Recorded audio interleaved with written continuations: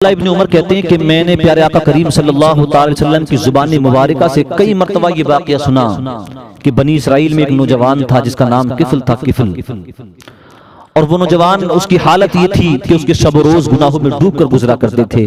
فرماتے پیارے آقا کہ شاید ہی کوئی ایسا غلط کام ہو کہ جس میں اس نے حصہ نہ ڈالا ہو، کوئی ایسی نفس کی خواہش ہو جو اس نے پوری نہ کی ہو۔ کہتے ہیں میرے آقا کہ اسی نوجوان نے ایک مرتبہ ایک لڑکی کو 7 دینار کے بدلے بد کرداری پر آمادہ کر لیا، اور جب وہ تنہائی میں اپنے غلط ارادے پر مستعد ہوا تو وہ لڑکی تھرانے لگی، اس کے جسم پر کپ کپی طاری ہو گئی، آنکھوں سے آنسوں کی جھڑیاں لگ گئیں، چہرے کا رنگ فک پڑ گیا اور مارے خوف کے کانپتی جاتی تھی۔ نوجوان نے کہا اس دہشت و وحشت کی وجہ کیا ہے، اس خوف و ڈر کی وجہ کیا ہے؟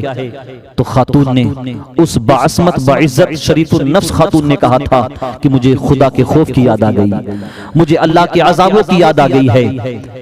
ہم ایسے کام میں ملوث ہونے کے لیے جا رہے ہیں جس کو ہمارے خالق و مالک نے حرام قرار دیا ہے۔ آج کا یہ فعل بد کل پروردگار عالم کے سامنے ہمیں رسوا کرا دے گا۔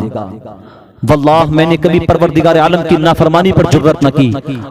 ہائے فاقہ، ہائے فقر، ہائے حاجت، ہائے کم صبری، نہ استقلالی نے آج مجھے یہ دن دکھایا ہے کہ آج میں اس کے سامنے اس کے دیکھتے ہوئے کہ جس کی بندی ہوں اسی کی نافرمانی کرنے پر آمادہ ہو گئی ہوں۔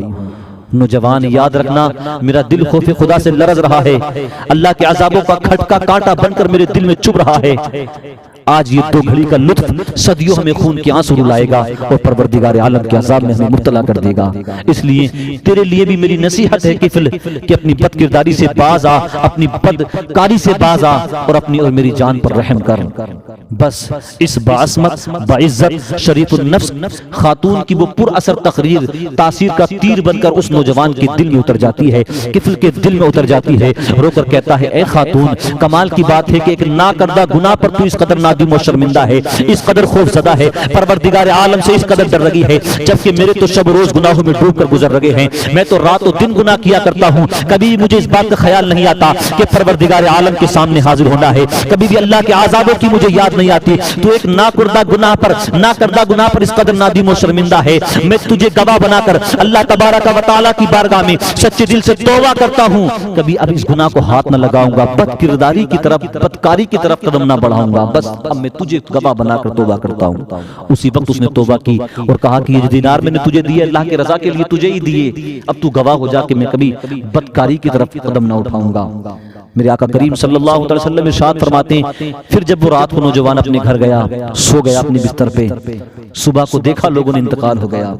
جب لوگ اکٹھا ہوئے نا اس کے دروازے پر، تو قلم قدرت سے اس کے دروازے پر لکھ دیا گیا تھا کہ اللہ تعالیٰ نے کفل کے گناہوں کو معاف فرما دیا ہے۔